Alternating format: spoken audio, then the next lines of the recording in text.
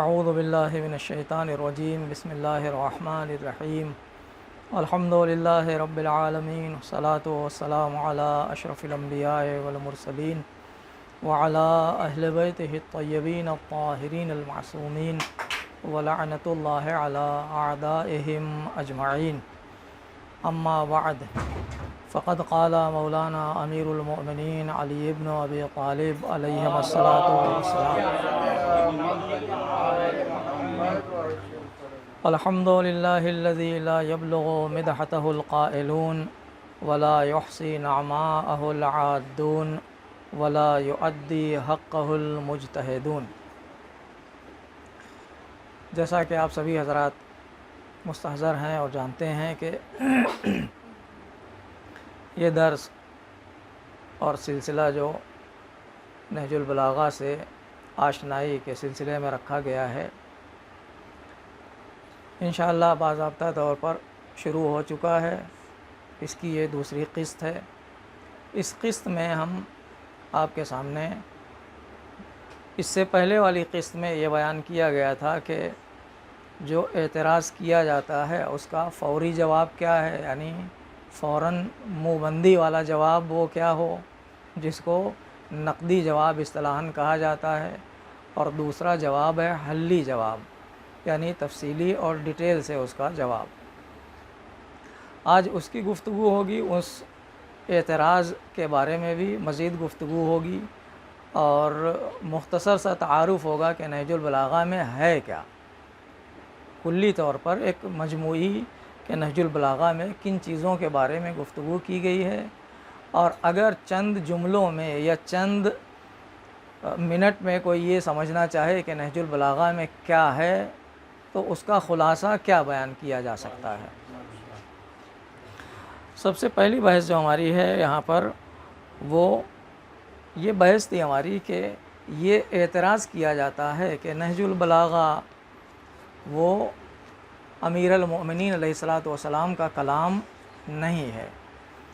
یا سید رضی علیہ رحمہ کا کلام ہے، یا ان کے بھائی سید مرتضیٰ کا کلام ہے۔ یہ گفتگو سب سے پہلے کس نے شروع کی ہے، اگرچہ اس میں اور بھی اعتراضات آئندہ انشاءاللہ آئیں گے، دوسرے اعتراضات بھی جو نہج البلاغہ پر کلی اعتراضات ہیں۔ سب سے پہلا اعتراض یہی ہے نہج البلاغہ کے انتساب کے سلسلے میں کہ یہ نہج البلاغہ امیر المومنین کا کلام ہے یا امیر المومنین علیہ الصلاۃ والسلام کا کلام نہیں ہے۔ اس اعتراض کو سب سے پہلے جس شخص نے اٹھایا ہے اس کا نام ہے ابن خلکان۔ ابن خلکان نام سے وہ مشہور ہے، اور ابو العباس شمس الدین احمد ابن شہاب الدین اس کا نام ہے، جو معروف قاضی بھی ہے، مورخ بھی اپنے آپ کو کہلاتا ہے، ادیب بھی ہے، اور شافعی مذہب سے اس کا تعلق ہے۔ یہ اربل نام کی ایک جگہ ہے، وہاں پیدا ہوا، جو پہلے ایران میں تھا اور اب افغانستان میں ہے۔ اربل کا اس کی ولادت ہے، اربل کی، اور 608 ہجری میں یہ پیدا ہوا، اور 73 سال کی عمر میں اس کا انتقال ہو گیا، یعنی 7ویں صدی میں گویا اس کا انتقال بھی ہو گیا، اور اسی 7ویں صدی میں اس کی ولادت بھی ہوئی۔ اس کی قبر اور اس کا مزار جو دفن ہے یہ دمشق میں دفن ہے۔ ابن خلکان کی ایک مشہور کتاب ہے تاریخ کے سلسلے میں، جس میں اس نے بہت ساری شخصیات کا ذکر کیا ہے۔ 700 یا 600 کچھ، یعنی 600 پلس اور 700 کے اندر شخصیات ہیں جن کا اس نے تذکرہ کیا ہے، جو اس کے دور سے پہلے کے مشہور لوگ تھے، ان کا ذکر اس نے اس میں کیا ہے۔ اس کتاب کا نام ہے وفیات الاعیان، کئی جلدوں میں کتاب ہے وہ۔ اسی میں اس نے جب سید مرتضیٰ کا ذکر کیا ہے، جو اپنے دور کے شیعہ مشہور عالم تھے، تو سید مرتضیٰ کے ذکر کے ذیل میں اسی وفیات الاعیان نامی کتاب کی تیسری جلد میں 313 نمبر صفحے پر اس نے یہ بات لکھی ہے۔ دو باتیں لکھی ہیں۔ ایک، پہلی بات یہ اس نے لکھی ہے کہ سید مرتضیٰ یا ان کے بھائی سید رضی نے نہج البلاغہ جمع کی ہے، اس کے بارے میں اختلاف پایا جاتا ہے۔ لوگوں کے درمیان یہ اختلاف پایا جاتا ہے کہ نہج البلاغہ سید رضی نے جمع کی ہے یا ان کے بھائی سید مرتضیٰ نے جمع کی ہے۔ دوسرا اعتراض اس کا یہ ہے کہ خود نہج البلاغہ مولا علی کا کلام ہے یا نہج البلاغہ جس نے جمع کیا ہے، چاہے وہ سید رضی ہوں چاہے ان کے بھائی سید مرتضیٰ ہوں، ان کا کلام ہے۔ دوسرا اشکال اس کا یہ ہے۔ دنیا اسلام میں سب سے پہلے جس نے اس سوال کو اٹھایا ہے وہ یہی ابن خلکان ہے۔ اس کے بعد جتنے لوگ آئے ہیں ان سب نے اسی کی پیروی کی ہے اور اسی کے انہی دونوں سوالات کو اور انہی دونوں شبہات کو گویا کہہ لیا جائے، انہی دونوں ڈاؤٹس کو ان لوگوں نے مختلف الفاظ میں، کسی نے کچھ سبب بیان کر کے، کسی نے ڈائریکٹلی وہی بیان کیا ہے۔ بہرحال وہ اعتراض اسی کا ہے، اس کے بعد والوں نے گویا اسی کے چبائے ہوئے لقمے کو پھر سے دوبارہ اس کو کھانا چاہا ہے اور اس کو چبانا چاہا ہے، اور وہی آج تک جاری اور ساری ہے۔ یہ اصل اعتراض ان دونوں اعتراضات میں سے یہ دو اعتراض۔ اس کے بعد جو اہل سنت کے علماء ہیں ان میں صفدی نام کا ایک مورخ گزرا ہے جن کی کتاب کا نام ہے الوافی بالوفیات۔ یہ 764 ہجری میں اس کی وفات ہوتی ہے، یعنی یہ بھی 8ویں صدی ہجری سے تعلق رکھتا ہے۔ سید مرتضیٰ علیہ الرحمہ نے جو کتاب لکھی وہ سن 4 ہجری میں لکھی، سن 4 ہجری میں، کیونکہ 406 میں سید رضی کی وفات ہے۔ سید رضی نے 406 میں ان کی وفات ہے، دنیا سے 47 برس کی عمر تھی اس وقت ان کی، لہٰذا گویا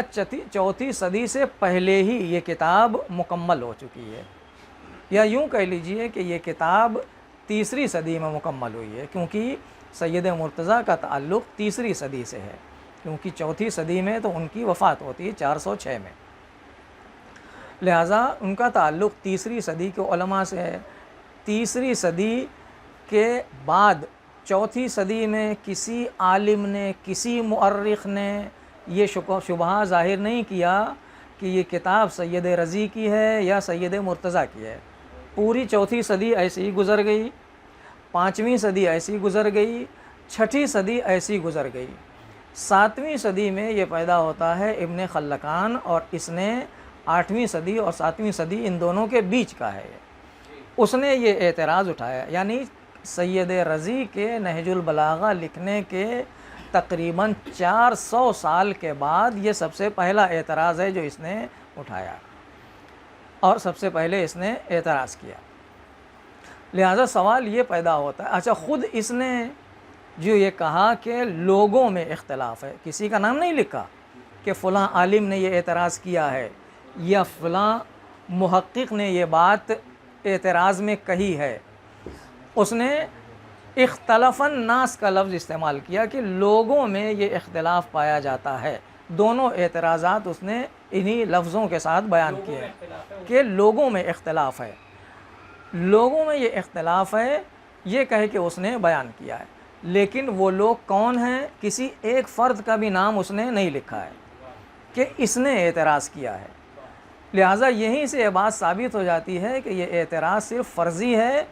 اور اس کے ذہن کی اپنی پیداوار ہے۔ دوسری چیز یہ ہے کہ اس نے کیا لکھا کہ یہ کتاب یا سید مرتضیٰ کی ہے یا سید رضی کی ہے۔ اس ابن خلکان کے بعد صفدی نے یہی بات لکھی۔ صفدی کے بعد یافعی نام کا یہ بھی ایک شافعی صوفی گزرا ہے، اس نے کتاب لکھی ہے مرآت الجنان۔ اس کتاب میں بھی اس نے انہی الفاظ کو دہرایا ہے جو ابن خلکان نے اعتراض کیا ہے۔ اس کی وفات بھی 768 میں ہے، یعنی اس کا تعلق بھی 8ویں صدی سے ہے۔ اس کے بعد اہل سنت کا مشہور مورخ اور محدث بھی کہتے ہیں اس کو، اس کا نام ہے ذہبی، محمد ابن احمد ذہبی۔ میزان الاعتدال اس کی کتاب ہے، اس کتاب کی پہلی جلد میں صفحہ نمبر 101 پر اس نے یہ اعتراض لکھا ہے، وہی اشکال جو ابن خلکان کا ہے۔ اس کے بعد ابن حجر نے، اس نے بھی وہی 8ویں صدی ہجری نہیں بلکہ یہ اس کا تعلق 14ویں اور 15ویں صدی ہجری سے ہے، بلکہ صدی ہجری نہیں عیسوی سے ہے، 14ویں اور 15ویں عیسوی کا یہ مورخ ہے، اور مشہور مورخین میں ہے ابن حجر عسقلانی۔ صحیح بخاری کی شرح بھی اس نے لکھی ہے۔ ابن حجر دو ہیں، ایک ابن حجر مکی ہیثمی اور ایک ابن حجر عسقلانی۔ یہ اسقلان ایک شہر ہے جو سیریا میں ہے، اس وقت موجودہ سیریا میں، وہاں یہ رہا، اس کے بعد وہاں سے وہ مصر آ گیا، مصر میں اس کی وفات ہوئی۔ اس نے بھی اسی اعتراض کو لکھا ہے۔ بہرحال یہ ایک سلسلہ تھا جو ہم نے آپ کی خدمت میں بیان کیا۔ سب سے پہلے جس نے اعتراض اٹھایا ہے وہ سید رضی کی وفات کے تقریباً 300-400 سال کے بعد۔ اچھا، اس نے لکھا بھی کیا ہے کہ لوگوں میں یہ اختلاف ہے۔ اس کے بعد آخر میں جو اس نے نوٹ دیا ہے، واللہ عالم بالصواب، حقیقت کا علم اللہ کو ہے، اور حقیقت کیا ہے وہ بہتر جانتا ہے۔ اس کا مطلب یہ ہے کہ خود اس کو بھی ان ڈاؤٹس کے بارے میں یقین نہیں ہے، کیونکہ اگر یقین ہوتا اس کو تو یہ فٹ نوٹ نہ لگاتا وہ، یا یہ کہتا کہ لوگوں کی بات سن کے مجھ کو بھی یہ اعتراض اور یہ ڈاؤٹ پیدا ہو گیا ہے۔ دوسری بات یہ کہ اس نے کسی کا نام ذکر نہیں کیا کہ یہ اعتراض کس نے کیا ہے۔ 4 صدی سے لے کے 8ویں صدی تک کے بیچ میں اس 400 سال میں کس عالم نے، کس محقق نے، کس مفکر نے، کس محدث نے یہ اعتراض کیا ہے، اس کا ذکر نہیں کیا اس نے، کہ کوئی ایک نام تو ذکر کرتا کہ اس مورخ نے یا اس محقق نے یہ شبہہ ظاہر کیا ہے۔ تیسری چیز یہ ہے کہ وفیات الاعیان سے پہلے جو اس نے 8ویں صدی میں لکھی ہے، 7ویں اور 8ویں صدی کے بیچ میں، اس سے پہلے علماء کے حالات میں، محققین کے حالات میں، مشاہیر کے حالات میں بہت ساری کتابیں تاریخ کی مورخین نے لکھی ہیں، لیکن سید رضی کے دور سے لے کے اس کے آنے کے دور تک کسی ایک مورخ نے بھی یہ اعتراض اور اشکال نہیں کیا ہے۔ دوسری چیز یہ ہے کہ خود سید رضی علیہ الرحمہ نے اپنی کئی کتابوں میں یہ نقل کیا ہے کہ میں نے یہ بات اپنی کتاب نہج البلاغہ میں لکھی ہے۔ سید رضی کی اور کئی مشہور کتابیں ہیں جس میں کسی کو کوئی ڈاؤٹ نہیں ہے کہ وہ سید رضی ہی کی کتاب ہے، اور ان کتابوں میں سید رضی نے لکھا ہے کہ میں نے اپنی کتاب نہج البلاغہ میں یہ چیز فلاں جگہ پر کوٹ کی ہے، یہ چیز میں نے نہج البلاغہ میں فلاں جگہ پر لکھی ہے۔ ان کتابوں کا حوالہ دینا سید رضی کا کہ ہم نے اپنی کتاب نہج البلاغہ میں یہ لکھا ہے، خود یہ بتاتا ہے کہ وہ کتاب سید رضی نے جمع کی ہے، ان کے بھائی سید مرتضیٰ نے جمع نہیں کی ہے، ورنہ یہ ریفرنس نہ دیتے کہ ہم نے اپنی کتاب میں لکھا ہے، یہ کہتے کہ ہمارے بھائی کی کتاب میں یہ چیز آئی ہے۔ تیسری چیز یہ، اس کا مطلب یہ ہے کہ خود اس دور تک سید رضی کی جو کتابیں مسلم الثبوت تھیں کہ یہ کتابیں سید رضی کی ہیں، ان کتابوں میں سید رضی نے یہ ذکر کیا اور نہج البلاغہ کو اپنی کتاب بتایا ہے، لہٰذا یہ پہلا ڈاؤٹ تو اس کا یہیں سے ختم ہو جاتا ہے کہ یہ کتاب سید مرتضیٰ کی نہیں بلکہ سید رضی کی ہے۔ اور اس کا تذکرہ سید رضی نے اپنی مشہور کتاب المجازات النبویہ میں کئی جگہ حوالہ دیا ہے، وہ وقت نہیں ہے ورنہ میں حوالے آپ کو دیتا کہ کہاں کہاں انہوں نے لکھا ہے کہ ہم نے اپنی نہج البلاغہ نامی کتاب میں یہ چیز وہاں لکھی ہے۔ اسی طرح حقائق التاویل جو سید رضی کی دوسری کتاب ہے تفسیر قرآن کے حوالے سے، اس میں بھی کئی جگہ نہج البلاغہ کا حوالہ دیا ہے کہ میں نے اپنی کتاب نہج البلاغہ میں یہ بات لکھی ہے۔ اسی طرح خصائص الائمہ نامی کتاب جو پچھلے جلسے میں بھی جس کا ذکر آیا، جو سید رضی کے لیے سبب بنی کہ وہ امیر المومنین کے کلام کو جمع کریں، اس میں بھی کئی جگہ سید رضی نے یہ حوالہ دیا ہے کہ ہم نے اپنی کتاب نہج البلاغہ میں یہ چیز نقل کی ہے وہاں پر۔ تیسرا جواب یہ ہے کہ سید رضی نے بہت سے خطبات اور کلمات جو مولا کے جمع کیے ہیں، آج بھی جو نہج البلاغہ ہمارے درمیان موجود ہے، بہت سے خطبات کے بعد سید رضی نے اس پر فٹ نوٹ لگایا ہے کہ قال الرضی کہہ کے، کہ سید رضی کا اس خطبے کے بارے میں یہ کہنا ہے۔ تو اپنی ہی کتاب پر کوئی بھی مؤلف اور کوئی بھی رائٹر اپنا نام لے کے فٹ نوٹ نہیں لگاتا ہے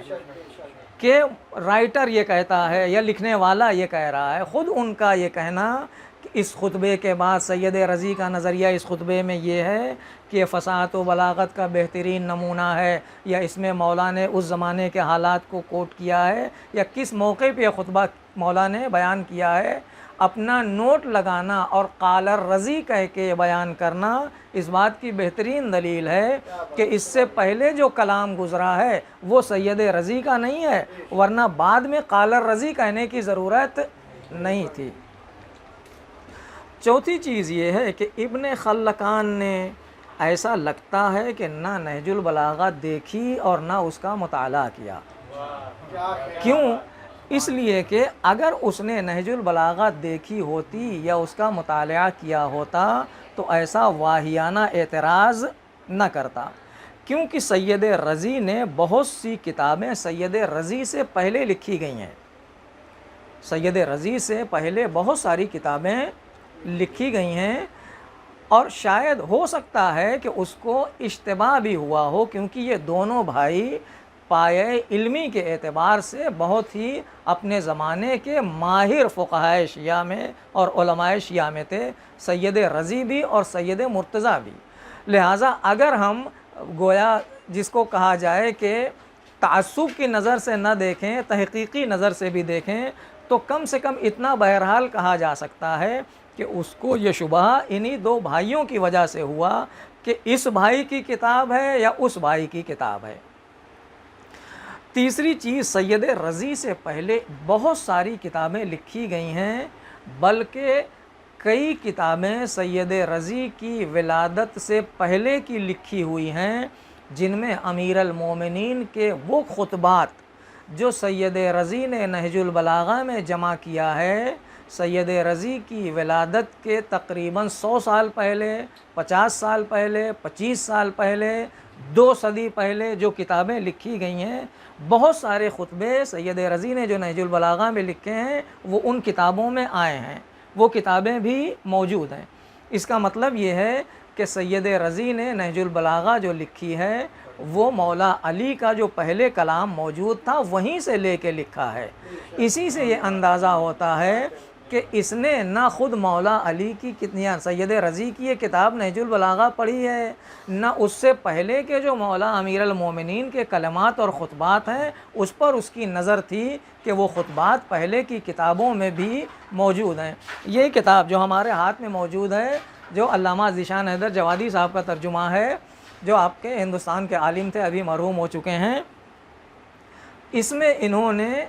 61 ایسی کتابوں کا ذکر کیا ہے، حوالے کے ساتھ، رائٹر کے نام کے ساتھ، اس کی کتاب کے ساتھ، اس کے صفحے کے ساتھ، اور اس کی وفات کب ہوئی ہے، اور سید رضی سے کی ولادت سے کتنا پہلے اس کی وفات ہوئی ہے، اور سید رضی کے دور میں جن کی ولادت ہوئی ہے، جب سید رضی گویا ابھی مکتب میں تھے اور لکھنا پڑھنا شروع کیا تھا انہوں نے اس وقت، ایسے 60 علماء کا ذکر کیا ہے، جس میں کم سے کم 11 سے 12 عالم ایسے ہیں، اہل سنت کے بھی اور شیعوں کے بھی، کہ جنہوں نے امیر المومنین کے خطبات کو باقاعدہ خطبوں کی شکل میں جمع کیا ہے۔ ان میں سے کچھ علماء ایسے ہیں جو سید رضی کی ولادت سے 150 سال پہلے اس دنیا سے جا چکے ہیں۔ اس کا مطلب یہ کہ سید رضی نے امیر المومنین کے کلام کو جمع کیا ہے، یہ ان کا اپنا ذاتی کلام یا ان کے بھائی کا کلام نہیں ہے، یا ان کی کتاب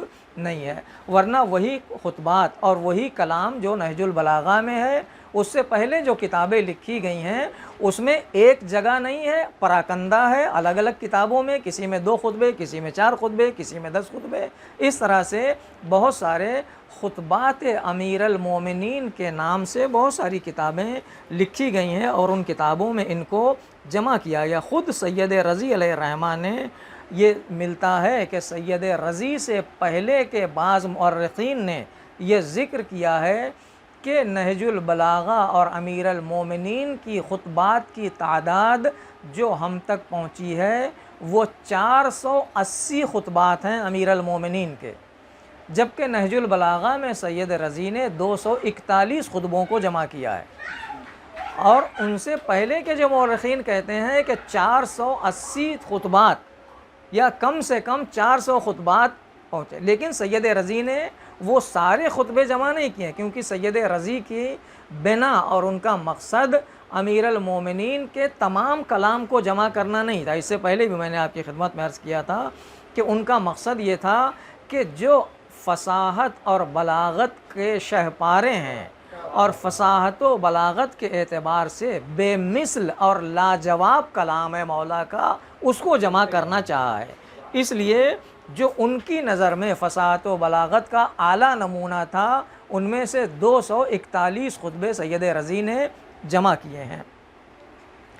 وہ مؤرخین اور مصنفین جو سید رضی کی ولادت سے بہت پہلے ہیں، جنہوں نے امیر المومنین کے خطبات کو جمع کیا ہے، ان میں سب سے پہلا شخص ہے اثبات الوصیہ، جس نے لکھا ہے، جو سید رضی کے کئی سو سال پہلے کا ہے۔ اخبار الطوال نام کی کتاب ہے، جس میں امیر المومنین کے بہت سے ایسے خطبات ہیں جو آج بھی نہج البلاغہ میں موجود ہیں، یہ بھی سید رضی سے بہت پہلے کا عالم ہے۔ الاغانی، یہ بھی ایک کتاب ہے جس میں امیر المومنین کے بہت سے خطبے موجود ہیں۔ اس طرح سے بہت سارے خطبے امیر المومنین کے مختلف کتابوں میں موجود ہیں۔ اس دن میں نے آپ کی خدمت میں یہ بھی عرض کیا تھا کہ امیر المومنین کے خود اصحاب میں سے بہت سے اصحاب نے امیر المومنین کے کچھ خطبوں کو جمع کیا تھا۔ انہی میں اسبغ ابن نباتہ، امیر المومنین کے مشہور صحابی حارث اعور حمدانی، انہوں نے امیر المومنین کے خطبات کو جمع کیا تھا، اور اسی طرح سے زید ابن وہب جہنی، جس کی وفات 96 میں بتائی جاتی ہے، سید رضی ہیں 3ری صدی کے، یہ 1لی صدی کا ہے، اور اس نے امیر المومنین کے بہت سارے ایسے خطبات جمع کیے ہیں جن میں سے چند خطبے سید رضی نے نہج البلاغہ میں بھی لے کے جمع کیا ہے۔ لہٰذا ان ساری باتوں سے یہ بات واضح ہوتی ہے کہ نہج البلاغہ میں جو خطبات ہیں وہ امیر المومنین کا کلام ہے، اور اس میں کسی طرح کے شک و شبہے کی گنجائش نہیں ہے، اور جمع کرنے والے بھی سید رضی ہیں، سید مرتضیٰ نہیں ہیں۔ اب آتے ہیں ہم اپنی دوسری بات کی طرف کہ نہج البلاغہ میں کیا ہے اور کیا نہیں ہے۔ نہج البلاغہ میں کل خطبات کی تعداد 241، جو خطوط اور رسائل ہیں مولا کے ان کی تعداد ہے 79، جو کلمات قصار ہیں، چھوٹے چھوٹے کلمات ہیں، ان کی تعداد ہے 480۔ قرآنی آیات جو امیر المومنین نے مختلف خطبوں میں اور بعض خطوط میں کوٹ کی ہیں، وہ 111 آیات ہیں جو مولا نے اپنے خطبوں میں یا خطوط میں کوٹ کی ہیں۔ احادیث پیغمبر امیر المومنین نے پیغمبر اسلام صلی اللہ علیہ وآلہ وسلم کی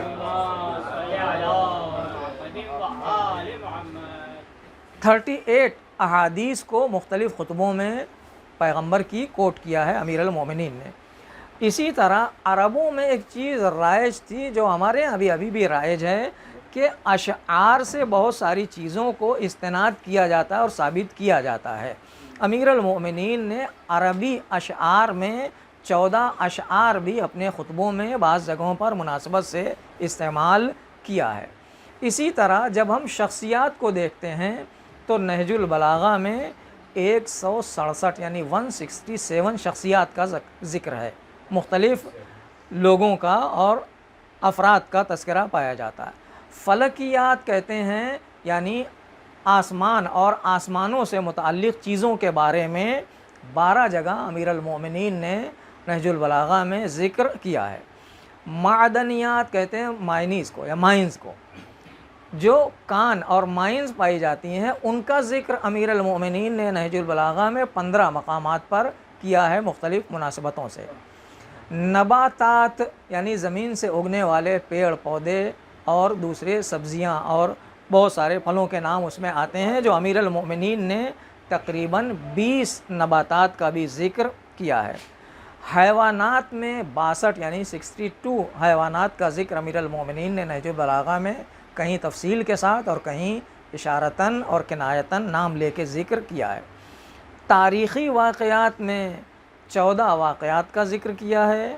اور مقامات میں یعنی جگہوں میں 14 جگہوں کا ذکر 42 جگہوں کا ذکر امیر المؤمنین نے نہج البلاغہ میں کیا ہے۔ یہ گویا نہج البلاغہ پر ایک سرسری نظر تھی۔ اب ہم آتے ہیں خطبات کی تفصیل کی طرف، کہ خطبات کی جو تفصیل ہے امیر المؤمنین کی، کہ کتنے خطبات کس موضوع سے اور کس سے متعلق امیر المؤمنین کے ہیں۔ تقریباً 241 خطبات میں 68 خطبے یعنی 68 خطبے امیر المؤمنین کے تعلیم اور ہدایت سے متعلق ہیں۔ 26 خطبات امیر المؤمنین کے، ان کا موضوع ہے حالات اور افراد پر تنقید۔ اپنے دور اور اپنے پہلے کے دور کے حالات کے اوپر امیر المؤمنین نے جو تنقید کی ہے، یا اگر آپ کبھی ریڈیو سنتے رہے ہو حالات حاضرہ کا پروگرام، تو یہ سمجھیے کہ وہ حالات حاضرہ یا کرنٹ افیئرس کے اوپر جو امیر المؤمنین نے تنقید کی ہے یا جو باتیں بیان کی ہیں، تاکہ لوگ شخصیت کو دیکھ کے گمراہ نہ ہوں کہ یہ تو بہت بڑی شخصیت ہے، یہ حق کے خلاف کیسے جا سکتا ہے۔ وہاں مولا نے یہ بیان کیا ہے کہ شخصیت معیار نہیں ہے، کسی کو بھی حق کو پہچاننے کے لیے شخصیت معیار نہیں ہے، بلکہ حق کو پہچانو تو اہل حق کو خود پہچان جاؤ گے۔ لہٰذا شخصیت کو معیار بنا کے حق کو نہیں پہچانا جا سکتا، بلکہ حق کی بنیاد پر شخصیتوں کو پرکھا جائے گا اور جانچا جائے گا کہ وہ اس حق پر کھری اترتی ہیں یا کھری نہیں اترتی ہیں۔ اسی طرح سے 15 خطبات امیر المومنین کے ایسے ہیں جن میں عوام کو متنبہ کیا گیا ہے مختلف چیزوں کی طرف اور ان کی کمزوریوں کی طرف، کہ انسانوں میں اس دور کے کیا کمزوریاں پائی جا رہی تھیں اور آئندہ کیا ممکن ہے کہ کمزوریاں پائی جائیں۔ اسی طرح سے 16 خطبات میں امیر المومنین نے زہد کو بیان کیا ہے۔ زہد کا مفہوم کیا ہے، زہد کی حقیقت کیا ہے، دنیا کی حقیقت کیا ہے، اور اس کے بعد پھر دنیا سے دوری کی طرف لوگوں کو دعوت دی ہے۔ البتہ دنیا سے دوری کا مطلب یہ ہرگز نہیں ہے کہ دنیا کی جو جائز اور حلال چیزیں ہیں اس کو چھوڑ دیا جائے، بلکہ دنیا سے دوری کا مطلب یہ ہے کہ آدمی دنیا میں اتنا غرق نہ ہو جائے کہ وہ واجبات سے اور اپنے فرائض سے دور ہو جائے، ورنہ دنیا اللہ نے بنائی ہی مومنین کے لیے ہے۔ سخر لکم ما فی السماوات و ما فی الارض، جو کچھ زمین و آسمان میں ہے وہ اللہ نے تمہارے لیے مسخر کیا ہے، تمہارے لیے پیدا کیا ہے، تمہارے لیے بنایا ہے۔ اسی طرح سے 10 خطبات امیر المومنین کے ایسے ہیں جن میں الہیات کا بہت تفصیل کے ساتھ تذکرہ ہے، اور اس میں فلسفیانہ اصطلاحات بھی ہیں، اور فلسفیانہ اصطلاحات کے ساتھ ساتھ مناظرانہ ترکیب بھی پائی جاتی ہے۔ 9 خطبات امیر المومنین کے ایسے ہیں جس میں پیغمبر کی بعثت کا ذکر ہے، اور پیغمبر کی بعثت کے دور کے حالات ہیں کہ اس زمانے میں حالات کیا تھے اور پیغمبر کی بعثت کا مقصد کیا تھا۔ اسی طرح 10 خطبات میں امیر المومنین نے قوم کو جہاد کی ترغیب دی ہے اور جہاد کے لیے ابھارا ہے، راہ خدا میں جہاد کی فضیلت کیا ہے، اس کے محاسن اور مناقب کیا ہیں، ان کا تذکرہ کیا 10 خطبوں میں۔ 8 خطبات میں امیر المؤمنین نے عذاب الہی سے ڈرایا ہے اور انذار کا فریضہ جو انبیاء کا فریضہ تھا وہ انجام دیا ہے۔ 9 خطبات میں امیر المؤمنین نے فتنوں کا تذکرہ کیا ہے، جو اس دور کے فتنے تھے، جو آئندہ اٹھنے والے فتنے تھے، ان فتنوں کا تذکرہ کیا ہے، اور اس سے کیسے بچا جائے وہ بھی بیان کیا ہے ان خطبات میں۔ 8 خطبات میں امیر المومنین نے اپنے فضائل اور کمالات کو بیان کیا ہے اور اپنے کمالات کے اوپر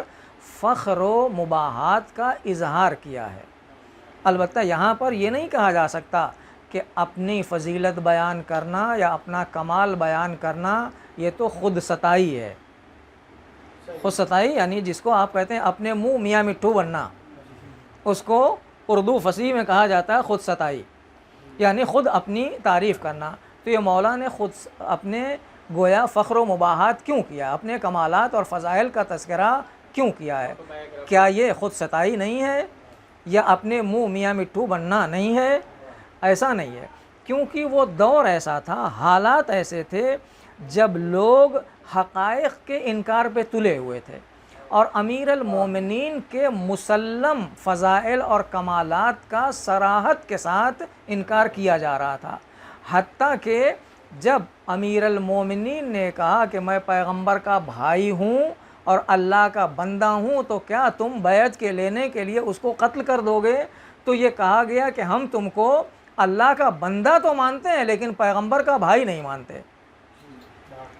یعنی جو صریحی فضائل تھے امیر المومنین کے, ان کا بھی انکار کیا جا رہا تھا. جو بالکل کہا جائے کہ سامنے سورج نکلا ہوا اور آدمی کہے کہ سورج نہیں نکلا ہوا ہے.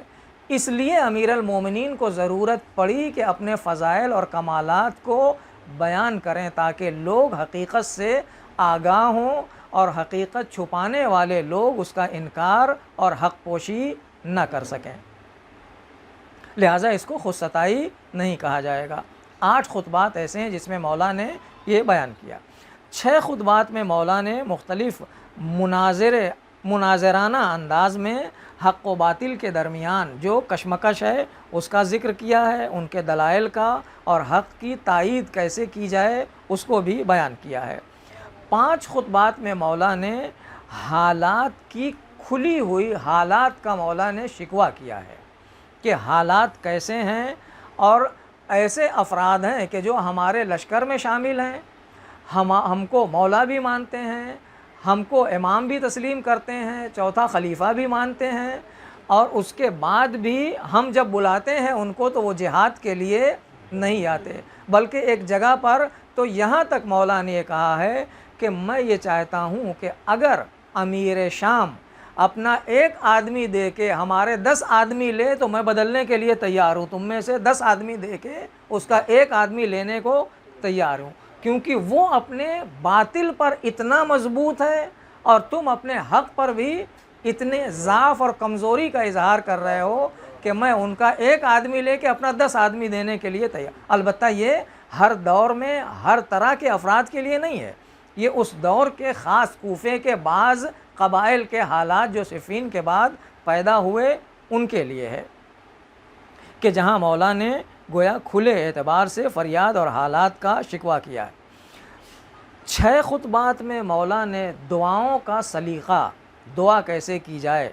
عبد و معبود کے درمیان مناجات کا طریقہ کیا ہو وہ سکھایا ہے اور اس کی منظر کشی بھی کی ہے. 5 خطبات کا خالص موضوع سیاست ہے, اس میں صرف سیاسی گفتگو ہے امیر المومنین کی 5 خطبات کے اندر. انداز حکومت کیسا ہو, مولا کا انداز حکومت کیسا تھا, اور ان خطبوں کو پڑھنے کے بعد وہ اعتراض پوری طرح سے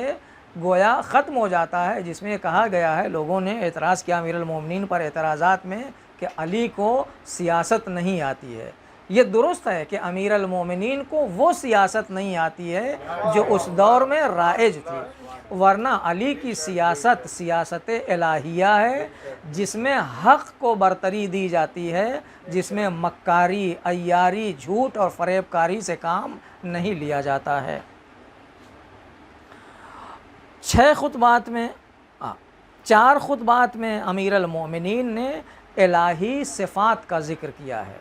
کہ اللہ کے صفات کیا ہیں اور ان کی معرفت کا ذریعہ کیا ہے, اور ان صفات کے ذریعے کس حد تک اللہ کو پہچانا جا سکتا ہے, اور صفات میں بھی کس منزل تک انسان اللہ کی معرفت تک پہنچ سکتا ہے ان صفات کے ذریعے.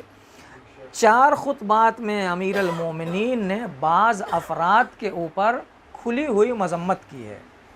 اور ان کا نام لے کے ذکر کیا ہے, ان کے حالات کو بیان کیا ہے اور کھلی ہوئی گویا کتاب کی طرح ان کی مذمت کی ہے. اور یہ مذمت کر کے گویا امیر المومنین نے یہ بتا دیا ہے کہ بعض برے کردار اور باطل افراد کی مذمت کرنا یہ اسلامی تعلیمات کا جز ہے. اسی لیے امیر المومنین جو اسلامی تعلیمات کا مصدر اور منبع اور مرکز ہیں اور عین تعلیمات اسلام ہیں, انہوں نے ان افراد کا تذکرہ مذمت کے ساتھ کیا ہے۔ 5 خطبات میں امیر المومنین نے شریعت کے احکام، اس کی تفصیل، بعض احکام کا فلسفہ کیا ہے، اس کا ریزن کیا ہے، اس کی علت کیا ہے، تاکہ بندے اللہ کے عبادت اور اس کے مقاصد کی طرف متوجہ ہو سکیں۔ 3 خطبات ایسے ہیں جس میں امیر المومنین نے نیک کردار اور مخلص افراد کے صفات اور ان کے خصوصیات کا ذکر کیا گیا ہے، تاکہ دوسروں میں خدمت دین کا جذبہ پیدا ہو اور لوگ وہ صفات اپنائیں اور لوگوں میں اخلاص معاشرے میں وجود میں آ سکے۔ 2 خطبے ایسے ہیں جس میں دنیا کی خلقت اور پیدائش کا ذکر کیا گیا ہے کہ دنیا کیسے بنی، کن حالات میں بنی، اور دنیا کیسے اللہ نے پیدا کی ہے، اور اس میں بھی امیر المومنین نے جو خلقت کائنات کا تصور پیش کیا ہے، جس کو کہا جائے کہ ایسی دقیق باتیں بیان کی ہیں جو نہ آپ کو یونانی فلسفے میں ملے گی، نہ آپ کو ہندوستانی فلسفے میں ملے گی، بلکہ وہ تصور بھی ان کے بس کی بات نہیں تھی جو امیر المومنین نے تصورات پیش کیے ہیں خلقت کائنات کے بارے میں۔ ایک خطبہ امیر المومنین کا مرثیے پر مشتمل ہے، جس میں آپ نے شہزادی اور پیغمبر کی وفات کا مرثیہ پڑھا ہے، شہزادی کی شہادت کا اور پیغمبر کی وفات اور شہادت کا مرثیہ پڑھا ہے۔ گویا اس بات کی طرف بھی متوجہ کیا ہے کہ مرثیہ بھی اور غم بھی انسانی زندگی کا خاصہ ہے، اور نہ صرف ایمان بلکہ انسانیت کی علامت اور پہچان ہے کہ انسان غم میں رنجیدہ ہوتا ہے تو اس کو اپنے غم کو بیان کرنے اور غم کا اظہار کرنے کا حق اللہ نے اور مذہب نے اس کو دیا ہے۔ ایک خطبہ اسی طرح سے امیر المومنین کا زمینوں کے بارے میں ہے، یہ آخری بحث ہے۔ امیر المومنین کا ایک خطبہ زمینوں کے بارے میں اور مختلف زمینوں اور مختلف علاقوں کے اثرات اور آثار کیا ہیں اس کا تذکرہ کیا ہے، کیونکہ انسانی حالات کے اوپر علیکم السلام انسانی حالات کے اوپر زمین، علاقے اور ماحول کا بہت بڑا اثر ہوتا ہے، لہٰذا بعض زمینوں اور علاقوں کا تذکرہ امیر المومنین نے کیا ہے۔ یہ خلاصتاً گویا نہج البلاغہ کے کلام کا ایک مختصر خاکہ تھا جو آپ کے سامنے پیش کیا گیا۔ پروردگار کی بارگاہ میں دعا ہے کہ پروردگار ہمیں امیر المومنین علیہ الصلاۃ والسلام کے کلمات کو اور تمام معصومین علیہم الصلاۃ والسلام کے کلمات کو سمجھنے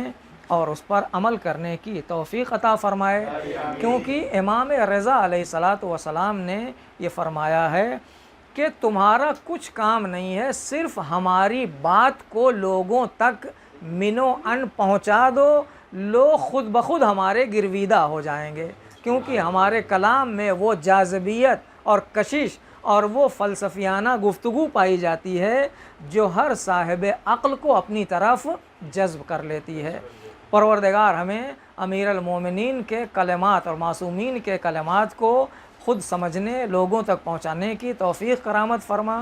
اور ہمیں یہ توفیق دے کہ ہم امیر المومنین کے کامیاب شیعوں میں دنیا میں بھی ہوں اور آخرت میں بھی ہوں۔ ربنا وتقبل منا انک انت السمیع العلیم۔ ایک بار سورہ حمد کی تلاوت کر کے اس مجلس کا ثواب اور اس جلسے کا ثواب تمام افراد جو یہاں موجود ہیں ان کے مرحومین کو، اور تمام مومنین و مومنات، تمام علماء، مراجع کرام جو ہماری دنیا میں اس وقت موجود نہیں ہیں، اٹھ چکے ہیں، اور اپنے مرحومین جو ہمارے دنیا سے اٹھ چکے ہیں ان سب کی روح کو ایصال فرما دیں۔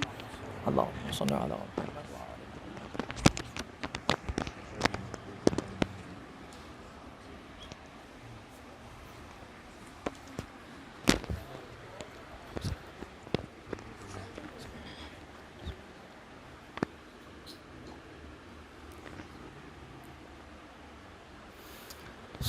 مومنین کرام، جیسا کہ آپ نے ابھی مولانا صاحب سے سماعت فرمایا، نہج البلاغہ کی جو بہترین صفات ہیں، جیسے مثال کے طور پہ حضرت نے فرمایا ابھی کہ نباتیات، حیوانیات، یا جسے ہم اگر آج عام بول چال میں کہتے ہیں تو باٹنی اور زوولوجی، اس کے علاوہ آپ نے فرمایا کہ جیسے کرنٹ افیئرس ہے، معدنیات ہے، جیولوجی ہے، جیوگرافی ہے، جیسے کہ مقامات کا تذکرہ کہتے ہیں، جیولوجی ہے کہ معدنیات میں کیا کیا چیزیں ہو گئی. اس کے علاوہ اور دوسرے علوم جیسے مثال کے طور پہ پولیٹیکل سائنس ہو گئی، پولیٹیکل سائنس کے اندر بھی سوشل سائنس ہو گئی. اور اس کے علاوہ اب جیسے حضرت نے فرمایا کہ تھیزم، جیسے کہ الہیات کے بارے میں تذکرہ فرمایا مولا کے تمام کلام میں سے، اور حضرت نے اس کی درجہ بندی بھی کی، کلاسیفیکیشن بھی کیا، اور کلاسیفیکیشن میں انہوں نے یہ بھی بتایا کہ کتنے خطبات کس ٹاپک کے انڈر جو ہے کور کیے ہیں حضرت مولا نے. اور یہ صرف وہ خطبات ہیں جیسا کہ حضرت نے ابھی فرمایا، یہ وہ خطبات ہیں جو ایلوکوینس مینس نہجے بلاغت کے اوپر ہے. بلاغت مطلب بہت بڑی بات کو چھوٹے سے چھوٹے جملے میں بیان کر دینا. تو یہ بلاغت کے اعلیٰ ترین نمونے ہیں، نہج بلاغہ ہے. تو امید ہے آپ سب کو یہ پسند آیا ہوگا، اور ہم امید رکھتے ہیں کہ آپ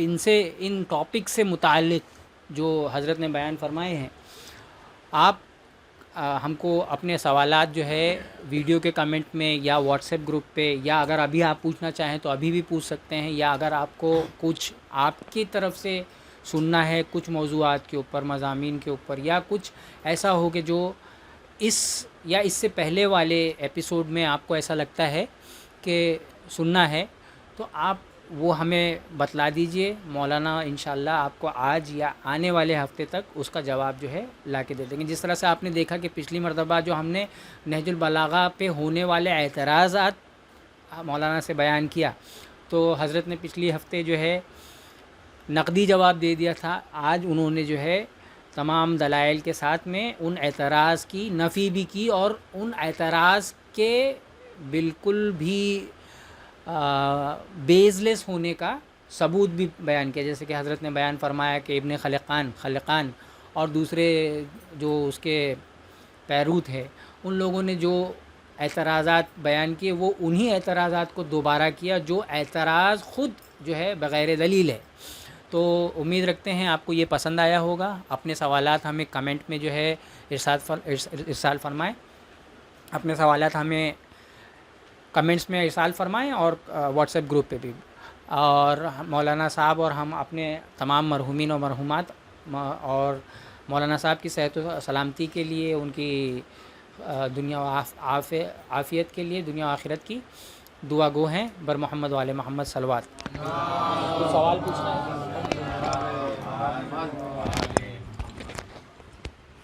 قبلہ تھوڑا نازک سوال ہے زمانے کے حساب سے، کہ جیسے کہ مولا علی نے آپ نے بتایا کس موضوع پہ کتنے خطبے انہوں نے دیے ہیں، تو باغ فدق کے اوپر بھی مولا نے کچھ اشارتاً بتایا ہے. جی ہاں.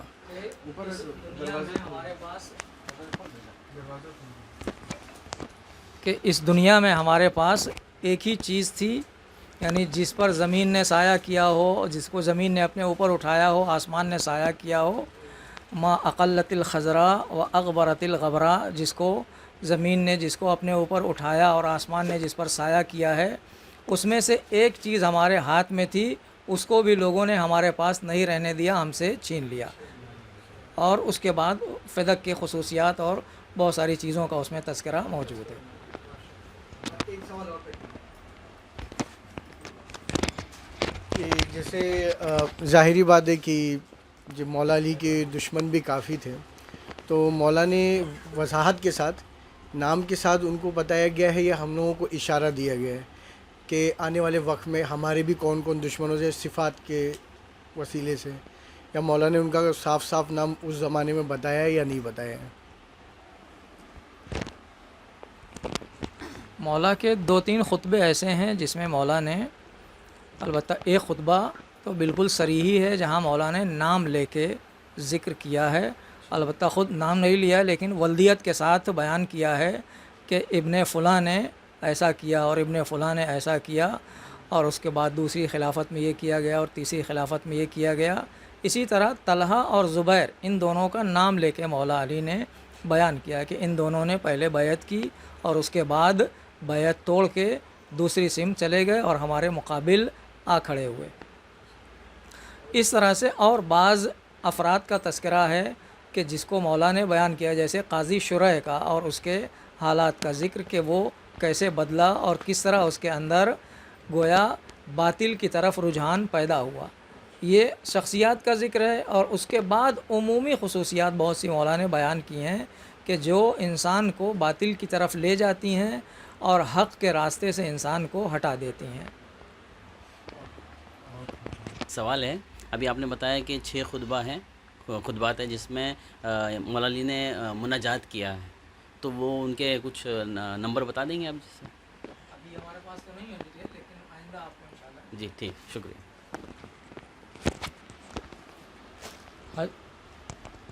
تو حضرت میرا ایک سوال تھا کہ جیسے کوفہ والوں کی جو مذمت مولا نے کی ہے، تو جنگ صفین وغیرہ، تو اس کے مذمت کا تو وجہ جانتے ہیں، لیکن کچھ مختصراً ایک خاکہ بیان فرمائیں کہ مطلب وہ سیاسی حالات میں، جب کہ وہ لوگ جانتے تھے کہ یہ حق پہ ہیں، اور انہی لوگوں نے جو ہے مولا کو جو ہے خلافت کے لیے زور زبردستی کر کے چنا ہے، اس کے باوجود بھی وہ مولا کا ساتھ نہیں دے رہے تھے، تو اس کے پیچھے وہ وجوہات کیا تھیں کہ جو وہ لوگ وہاں پہ مولا کے بالکل مخالف ہو گئے تھے، جو خود مولا کی سلطنت میں تھے، مولا کی بیعت میں تھے؟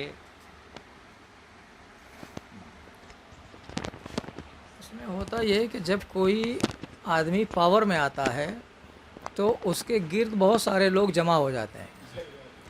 کچھ لالچ میں، کچھ منصب کے لیے، کچھ پیسے کے لیے، کچھ واہواہی کے لیے، شہرت کے لیے، مختلف اغراض سے لوگ جمع ہوتے ہیں۔ البتہ سب اس غرض سے نہیں آتے ہیں، کچھ مخلص بھی ہوتے ہیں اس میں، جو آنے والے کو سپورٹ کرنا چاہتے ہیں اور اس کو گویا آگے بڑھانا چاہتے ہیں۔ کچھ لوگ اپنی مختلف غرض کے تحت آتے ہیں۔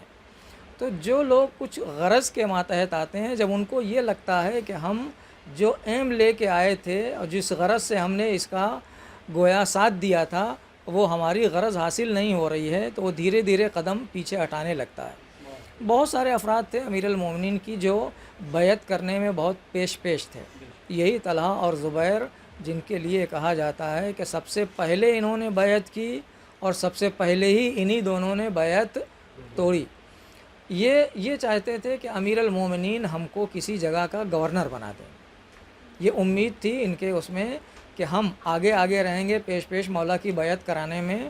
تو اس کا صلہ ہم کو مولا یہ دیں گے کہ ہم کو کہیں کا گورنر بنا دیا جائے گا۔ لیکن ان کی جب یہ بات پوری ہوتی نہیں دکھائی دی، اور امیر المومنین نے اشارے کرائے میں سارے گویا اس بات کی طرف متوجہ کر دیا ان کو کہ ہم تم کو اس لائق نہیں سمجھتے کہ تم کو کسی جگہ کی گورنری دی جائے، تو وہ لوگ اپنا جو مقصد تھا ان کا، اس سے جب انہوں نے دیکھا کہ ہمارا یہ مقصد نہیں حاصل ہو رہا ہے، تو وہ پیچھے ہٹ گئے۔ اسی طرح بہت سے افراد آئے تھے کہ جنگیں ہوں گی، مال غنیمت ملے گا، ہم آگے رہیں گے تو ہم کو زیادہ حصہ ملے گا، یا ہم مولا کی بیعت کرنے والوں میں سپورٹرز میں رہیں گے تو ہم کو زیادہ حصہ مل جائے گا۔ لیکن امیر المومنین نے وہی پیغمبر کے زمانے کا دستور جو بعد میں بدل دیا گیا تھا، اور عرب کو عجم پر، غلاموں کو آقاؤں کے اوپر جو برتری اور فوقیت کا سلسلہ شروع کیا تھا، یعنی سوشل ڈسٹینسنگ جو آپس میں رکھی گئی کہ جو یہ اپر کلاس ہیں اور یہ لوور کلاس ہیں اور یہ بہت اپر کلاس ہیں، بہت لوور کلاس ہیں، غنیمت میں یہ سب کیا گیا دوسری، تیسری اور چوتھی خلافت میں۔ آغاز پہلی خلافت میں تو اتنا واضح نہیں ہوا، لیکن دوسری خلافت سے اس کی شروعات ہو گئی، اور تیسری خلافت تک پہنچتے پہنچتے یہ اپنے عروج کو پہنچ گئی بات کہ دوسرے شہروں کے رہنے والوں نے یہ محسوس کیا اور مدینے کی حکومت کے خلاف انہوں نے بغاوت کر دی اسی چیز کو لے کے۔ لہٰذا جو لوگ امیر المومنین کے ساتھ آئے تھے ان کی بھی بہت ساری ایسی اغراض تھیں، دنیاوی مقاصد تھے، جب انہیں وہ پورے نہیں دکھائی دیے تو وہ پیچھے ہٹ گئے، بلکہ نہ صرف پیچھے ہٹے بلکہ مخالفت پہ آمادہ ہو گئے۔ اور یہ ہمارے لیے بھی گویا درس ہے کہ اگر ہم پہلے سے آمادہ نہیں ہوں گے اور اپنے اوپر ہم کو اتنا کنٹرول نہیں ہوگا، تو بہت ممکن ہے، اور روایات میں بھی اس بات کی طرف کہا گیا ہے کہ جب امام کا ظہور ہوگا تو جو لوگ گھنٹوں بیٹھ کے امام کی تعجیل فرج کی دعائیں کرتے تھے اور جلد ظہور کی دعائیں کرتے تھے، وہی تلوار لے کے امام کے مقابل میں آ جائیں گے. کیوں؟ اس لیے کہ ہم کو اپنا ذاتی مفاد اور شخصی مفاد خطرے میں نظر آئے گا، اور کوئی بھی انسان آج کے دور میں اپنے مفاد کو خطرے میں ڈال کے حق کا ساتھ دینے کی کوشش، بہت گنے چنے افراد ایسا نہیں ہے کہ دنیا میں کال ہے اور کلیوگ چل رہا ہے ایسے لوگ ملیں گے نہیں، ایسے لوگ مل جائیں گے جو حق کے لیے اپنی جان، اولاد، مال سب قربان کرنے کو تیار ہیں. لیکن زیادہ تر افراد اور اکثریت ایسے لوگوں کی ہوتی ہے کہ جہاں مفاد سے دین ٹکرانے لگتا ہے وہاں دین بعد میں ہوتا ہے، اپنا مفاد پہلے ہوتا ہے. اور یہ جائزہ اور امتحان ہر آدمی کو اپنا لینا ہے کہ ہم